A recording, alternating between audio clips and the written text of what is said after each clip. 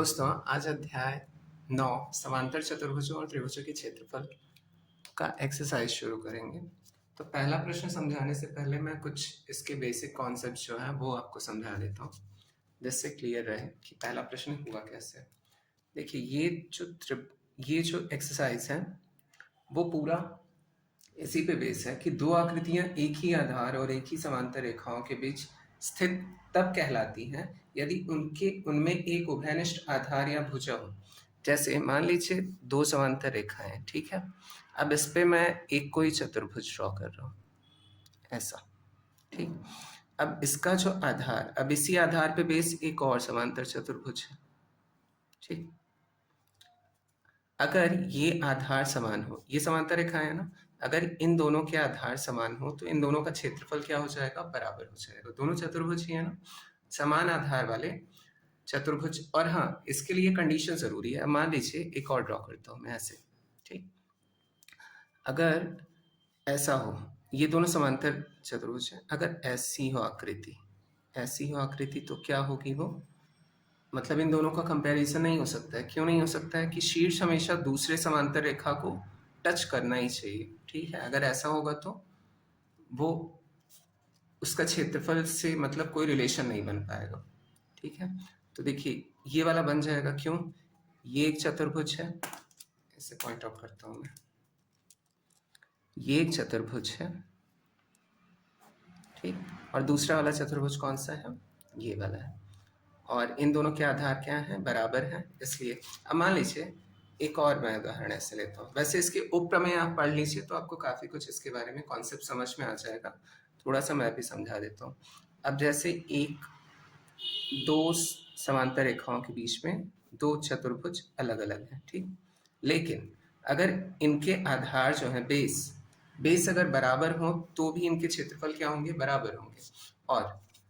और एक चीज़ कि अगर एक समांतर चतुर्भुज दो समांतर रेखाओं के बीच में है और सेम आधार के साथ इसका एक त्रिभुज है, इसके बीच में मतलब आधार सेम है, एक त्रिभुज बन गया और एक क्या बन गया, समांतर चतुर्भुज बन गया। तो जो इसका क्षेत्रफल है, समांतर चतुर्भुज का क्षेत्रफल है, मान लीजिए इसका नाम दे देता हूँ ABCD और इसका PCD, ठीक है। तो जो समांतर चतुर्भुज ABCD है उसका जो क्षेत्रफल है त्रिभुज के क्षेत्रफल का दूना होगा। मतलब कि त्रिभुज का क्षेत्रफल आधा होगा किसके क्षेत्रफल का, समांतर चतुर्भुज के। तो यही बेसिक कॉन्सेप्ट्स हैं बस। हाँ, ये आप लोगों को समझ में आया होगा कि ये जो शीर्ष है ना वो दूसरी समांतर रेखा को टच करना ही चाहिए। अगर ऐसा रहेगा तो उन दोनों के क्षेत्रफल में कोई संबंध नहीं बन पाएगा। तो चलिए पहले वाले क्वेश्चन से शुरू करते हैं। दिया है पहला वाला क्वेश्चन, निम्नलिखित आकृति में कौन सी आकृति एक ही आधार और एक ही समांतर रेखाओं के बीच स्थित है।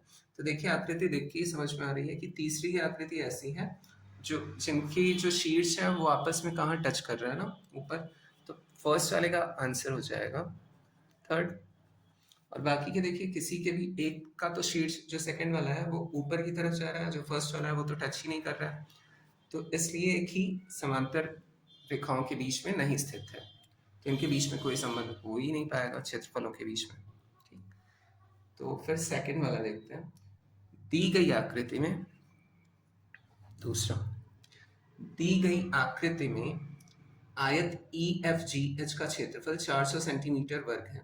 यदि भुजा EF पर कोई बिंदु L है तब त्रिभुज LGH का क्षेत्रफल ज्ञात कीजिए। अब देखिए यहाँ वही क्वेश्चन आ गया। सबसे पहले फिगर ड्रॉ कर लेते हैं जैसा दिया हुआ है। फिगर कुछ ऐसा है,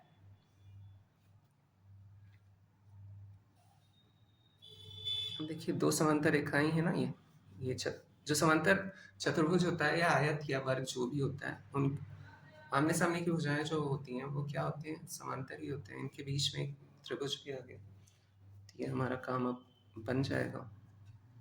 अब जैसे जैसे आगे क्वेश्चंस बढ़ते जाएंगे वैसे वैसे आपको कॉन्सेप्ट्स भी क्लियर होता जाएगा। वैसे उपप्रमेय इस मतलब अरिहंत प्रकाशन के जो में दिया हुआ है, उपप्रमेय 1 2 3 4 आप लोग पढ़ लीजिएगा, आप लोग का कॉन्सेप्ट बहुत हद तक क्लियर हो जाएगा उससे। तो सबसे पहले दिया है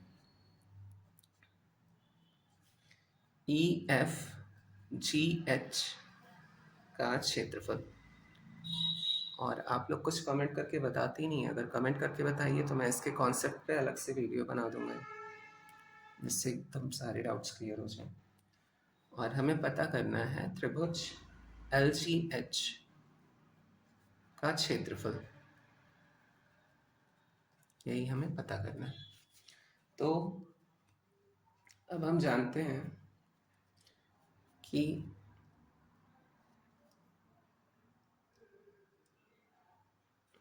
त्रिभुज का क्षेत्रफल बराबर हाफ आयत का, आयत या समचतुर्भुज, इसके पहले ही मैंने समझाया था, का क्षेत्रफल। अगर दो समांतर रेखाओं के बीच में दो आकृतियां हैं तो आयत का क्षेत्रफल का आधा, मतलब त्रिभुज का क्षेत्रफल कितना हो जाएगा, समांतर चतुर्भुज के क्षेत्रफल का आधा। यही वाला फॉर्मूला यहाँ पुट कर देंगे तो सीधे निकल आएगा। तो इसका त्रिभुज का क्षेत्रफल क्या हो जाएगा, क्षेत्रफल बराबर, ये तो दिया हुआ हमें, 400 सेंटीमीटर स्क्वायर बराबर 200 हो गया, तो 200 सेंटीमीटर वर्ग। बहुत ही सिंपल था, ठीक है। हमें सिर्फ पहचानना है कि दो समांतर रेखाओं के बीच में, और अगर यहाँ दो चतुर्भुज आ जाते तो क्या हो जाता, वो दोनों आपस में उनके क्षेत्रफल बराबर हो जाते। यहाँ एक त्रिभुज है और एक क्या है, समांतर चतुर्भुज है, और इनका बेस देखिए सेम ही है ना, ये बेस सेम है, तो इसलिए ये वाला फॉर्मूला तुरंत, तो ये वाला अच्छे से समझ में आ गया, ये हमेशा याद रखिए, बहुत काम आएगा। क्वेश्चन नंबर 3 की तरफ पढ़ते हैं। क्वेश्चन नंबर 3 है, दी गई आकृति में पी क्यू आर एस एक समांतर चतुर्भुज है, तब त्रिभुज पी क्यू एस का क्षेत्रफल ज्ञात कीजिए। थर्ड वाला, सबसे पहले फिगर ड्रॉ कर लेते हैं जैसा दिया हुआ है।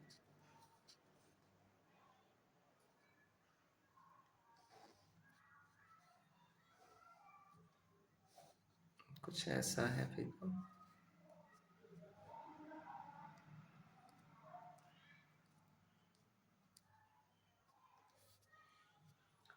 और देखिए ऊंचाई दी होती है समांतर चतुर्भुज का या चतुर्भुज के क्षेत्रफल का फॉर्मूला होता है आधार गुणित ऊंचाई, ठीक, ये भी याद रखिएगा। पी क्यू आर एस है 8 सेंटीमीटर और ये 20 सेंटीमीटर दिया है।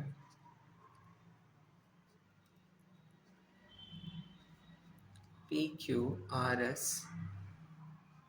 एक समांतर चतुर्भुज है,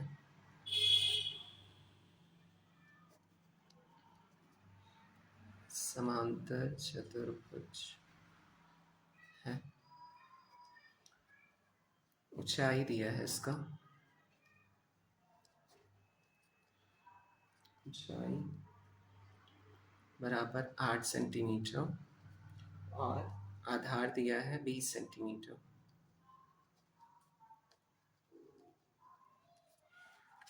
अब यदि समांतर चतुर्भुज व त्रिभुज एक ही समांतर रेखाओं के बीच स्थित हो तो सेम वही फॉर्मूला लग जाएगा।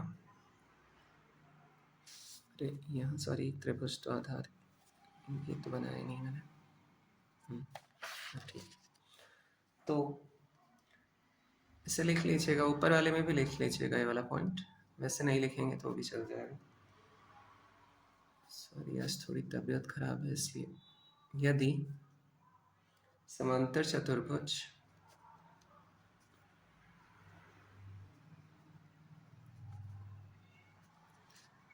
व त्रिभुज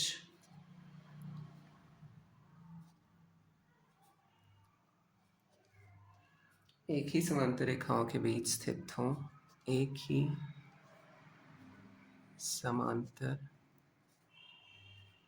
रेखाओं के बीच स्थित हो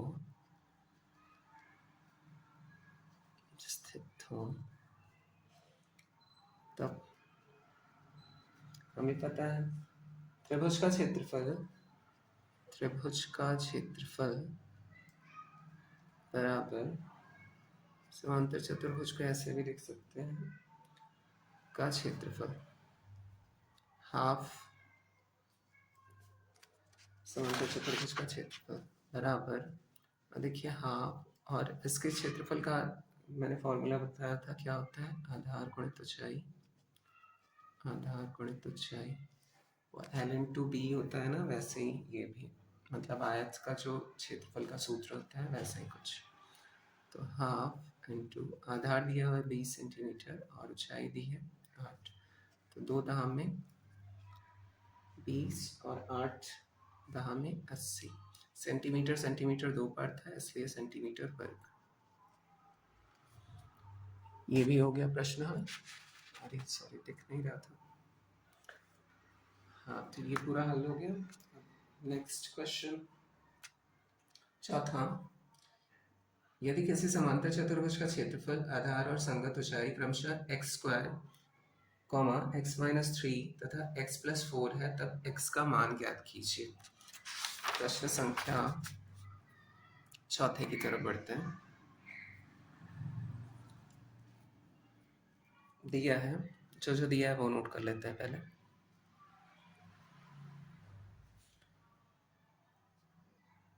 चतुर्भुज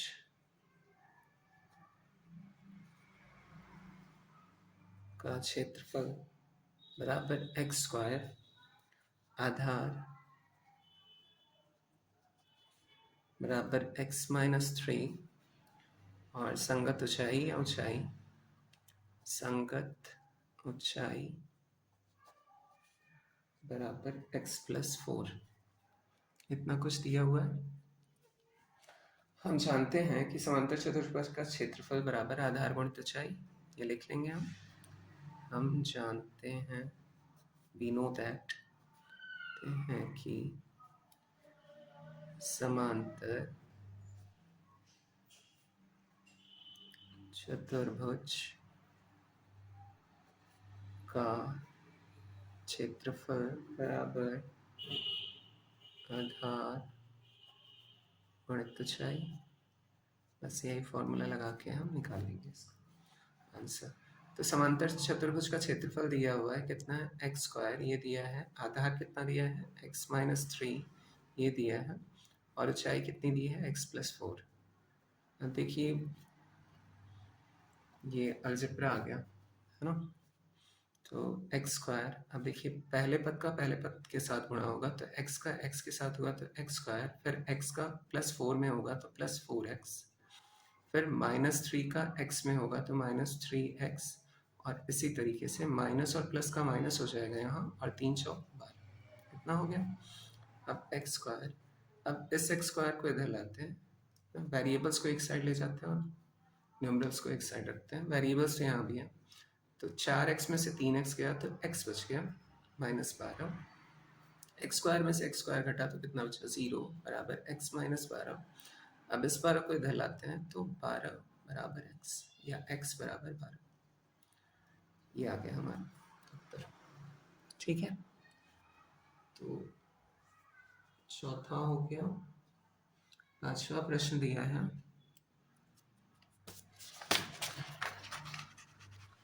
पांचवा प्रश्न दिया है, एक आयत और समांतर चतुर्भुज एक ही आधार और समान समांतर रेखाओं के बीच स्थित है। कंडीशन दे दिया कि समान समांतर रेखाओं के बीच स्थित है। यदि समांतर चतुर्भुज की ऊंचाई 4 सेंटीमीटर तथा आयत के आधार की लंबाई 8 सेंटीमीटर हो, तब समांतर चतुर्भुज का क्षेत्रफल ज्ञात कीजिए। तो चलिए इसे भी हल करते हैं।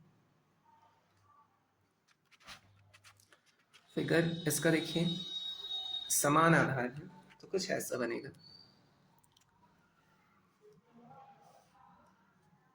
जैसा मैंने पहले एक क्वेश्चन मतलब कॉन्सेप्ट समझाते टाइम आपको बताया था, कुछ वैसे ही इसका भी बनेगा।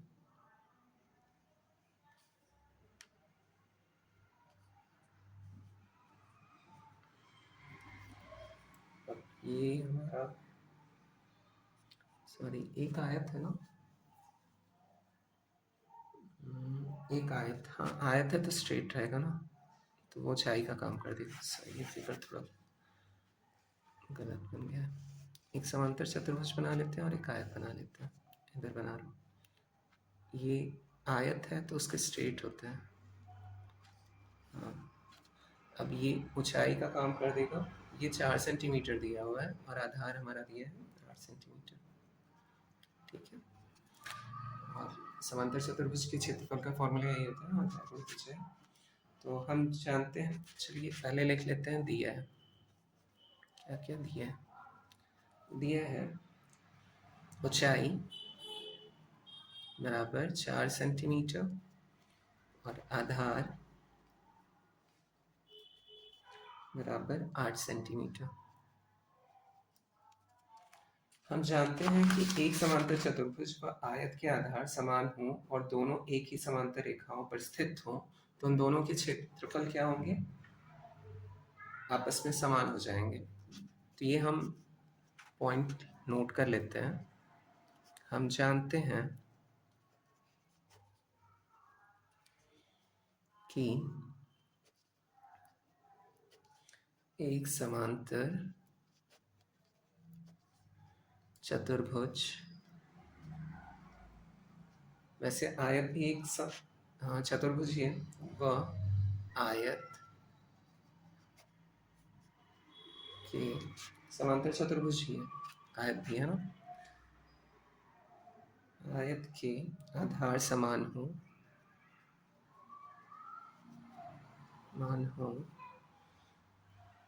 और दोनों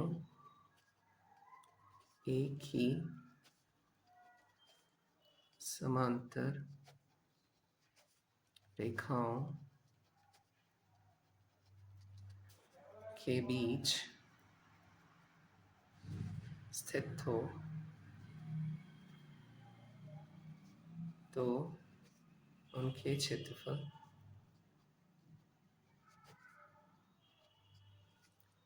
समान होते हैं।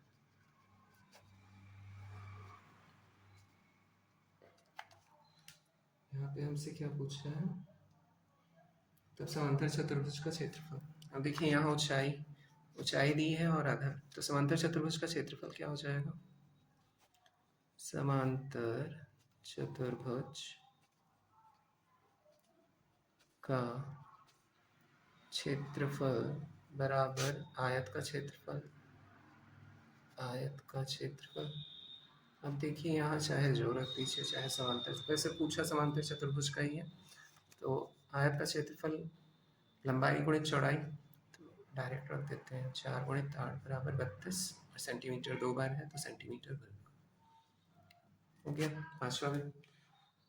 इस वाले एक्सरसाइज में हम सिर्फ 6 प्रश्नों को कवर करेंगे और अगले वाले मतलब इसके 2 पार्ट्स और लाऊंगा क्योंकि इसमें क्वेश्चंस थोड़े समझाने लायक है, तो समझाते समझाते हुए आगे कराऊँ।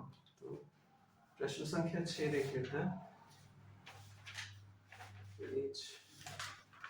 चलिए इस पे करा देता हूँ। प्रश्न संख्या 6 दिया हुआ है। दी गई आकृति में ABCD एक समांतर चतुर्भुज, AL लंब है BC, AM लंब है CD पर और AL बराबर 4 सेंटीमीटर और AM बराबर 5 सेंटीमीटर। यदि BC बराबर 6.5 सेंटीमीटर है तब CD का मान ज्ञात कीजिए। तो सबसे पहले काम हमारा है चित्र बनाना, वो बना लेते हैं। चित्र कुछ इस तरीके का है।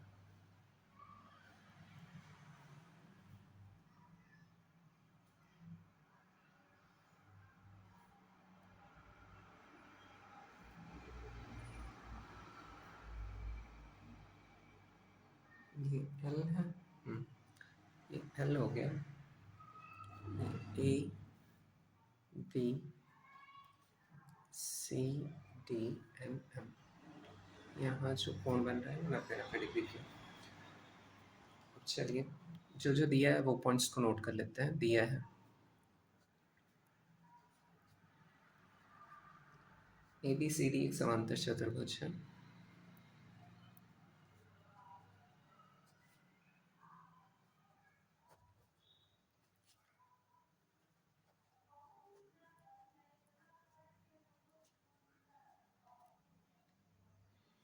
और ए एल लंब है बी सी पर और ए एम लंब है सी डी पर, और ए एल बराबर 4 सेंटीमीटर, ए एम बराबर 5 सेंटीमीटर और बी सी बराबर 6.5 सेंटीमीटर। यदि बी सी आधार पर चलिए मान लेते हैं, माना बी सी आधार, बी सी जो है वो आधार मान लेते हैं, वह ए एल जो है वो ऊंचाई मान लेते हैं, ए एल ऊंचाई हो तो तब समांतर चतुर्भुज का क्षेत्रफल क्या हो जाएगा? समांतर चतुर्भुज का क्षेत्रफल बराबर A L into B C हो जाएगा, है ना। ऊंचाई गुणित आधार बराबर ए एल कितना दिया हुआ है 4 सेंटीमीटर गुणित, और बी सी कितना दिया है 6.5 सेंटीमीटर, है ना।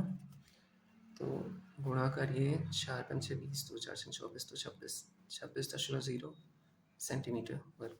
सेंटीमीटर 2 टाइम है तो सेंटीमीटर वर्ग हो गया। इसे चलिए इक्वेशन नंबर 1 मान लेते हैं, समीकरण 1। और यदि सी डी आधार हो, अब चलिए सी डी को आधार मानता हूँ, माना सी डी आधार व ए एम ऊंचाई हो तो, ऊंचाई हो तो यहाँ तब लिख लीजिए, तो लिखना ज़्यादा सही नहीं है।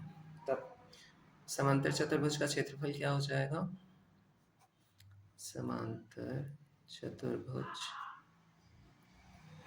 का क्षेत्रफल आधार गुणित ऊंचाई, ऊंचाई यहाँ ए एम है ना, और आधार तो सी डी है ही, तो क्या हो जाएगा सी डी गुणित ए एम बराबर, सी डी कितना दिया है, सॉरी यहाँ हमने समांतर चतुर्भुज का क्षेत्रफल निकाल लिया ना, तो 26 सेंटीमीटर स्क्वायर इधर रहेगा, और सी डी हमें पता करना है, सी डी का मान ज्ञात करना है, तो सी डी तो ऐसे ही रहेगा, और ए एम कितना दिया है 5 सेंटीमीटर। तो अब सी डी को यहीं रहने देते हैं और 5 को नीचे भेज देते हैं 26 के, तो 26/5, और ऊपर सेंटीमीटर वर्ग है और नीचे सेंटीमीटर। सेंटीमीटर से 1 सेंटीमीटर कट गया और 5 से बचवा 25, 1 बचा 0.5 दूनी 10, दिया गया 5.2 सेंटीमीटर। तो इसका उत्तर हो गया सी डी बराबर 5.2 सेंटीमीटर। हाँ, तो इस वाले वीडियो में हम सिर्फ 6 प्रश्नों को कवर करेंगे, और आगे के 2 वीडियोस और इसी के लाऊंगा, कोशिश करूंगा बहुत जल्दी लाने की। तो फिर एक आखिरी बात कहनी थी कि आप लोगों को अगर वीडियो मेरे पसंद आते हैं, मतलब अगर आपके लिए हेल्पफुल है, तो सब्सक्राइब ज़रूर से करें चैनल, और फिर मिलते हैं नेक्स्ट वीडियो में। Thanks for watching, take care, bye bye.